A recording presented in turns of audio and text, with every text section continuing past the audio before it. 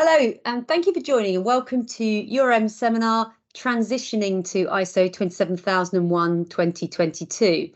Now, as many of you are aware, we have covered what the transition requirements are, but today's webinar is really looking at actually what that means, what we've learned, and the number of the things that you need to be doing. I'm delighted to say that I'm joined by Wayne Armstrong, who a number of you may have heard speak previously, and also by Alex Speaks, another one of our consultants who's been through a number of transitions and is going to give us the benefit of his experience in those. Just at a very high level in terms of the agenda, I'll do some quick introductions. To make sure we're all on the same page, we're going to cover a high-level summary of changes to the standard.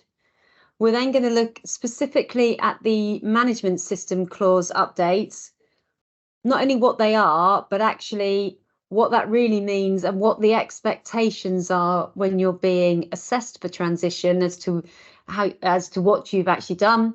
Equally, we're going to look at the new controls and just lean on some of the challenges in terms of implementing them and demonstrating transition.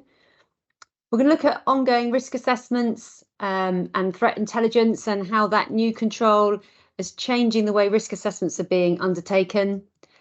And then we're going to look specifically at some lessons learned and then deal with any questions. If you do have any questions, there's a chat function. Please post your questions there, and if it's relevant at the time, we'll address it, or we'll look to address any questions that you raise at the end. So for those of you who aren't familiar with URM, just to very briefly, we have over 15 years experience dealing with 27001. And Wayne, if I go back in time, what was it? BS 7799? Yeah, that's the one. That's the one. So we've got a lot of experience and have been through the 2005 to 2013 transition. And again, see, we have a number of clients that we've transitioned, and actually we have gone through the transition ourselves. So we practice what we preach, and we've got our own experience of going through it that we will share with you. We have over 300 successful certifications. So as I said, that backs up our experience. And as you'll hear today from both Wayne and Alex, we have a passionate team of people who've worked both sides of the fence. So Wayne, if I start with you, I've been involved with information security since 2001, which I think is 22 years now. So yeah, don't remind me. It's a number of years experience in there, and you've worked on both sides of the fence, both as head of information security previously and as a consultant for well over 10 years. You're a lead implementer, lead auditor, and also QSA. So Wayne looks at information security with many hats on. Wayne's also, which is really relevant today, and particularly some of the things we're going to talk about, a risk specialist and a lead trainer on a number of public information security courses. Alex, my turn to embarrass you now. So Alex has been involved in excess of 70 certifications to a variety of standards, principally 27001, but some business continuity and quality thrown in with 22301 and 9000.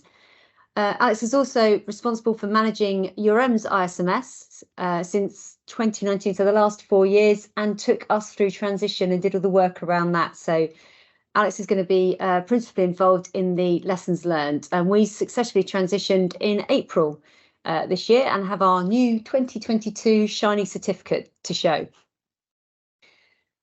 So let's start. Wayne, can we just make sure everybody's on the same page? Just backtrack and just walk through the high-level summary of changes to the standard. Sure. So the standard itself was published in October 2022. And as you can see on the screen, as far as the management system itself is concerned, the main clauses, they all very much look similar. They look very much the same as they did in the older version of the standard. However, there have been some what I've called interesting changes there, and a few additions as well. So it's those sorts of things that we're going to be talking about today and what the implications of those things are. But in terms of the structure and stuff like that, it looks very much the same. So Wayne, would it be fair to say a lot of the changes to the management system clauses were more alignment with other standards? Is it align more, I think, 9001? Yeah, I think that's fair to say. There's one particular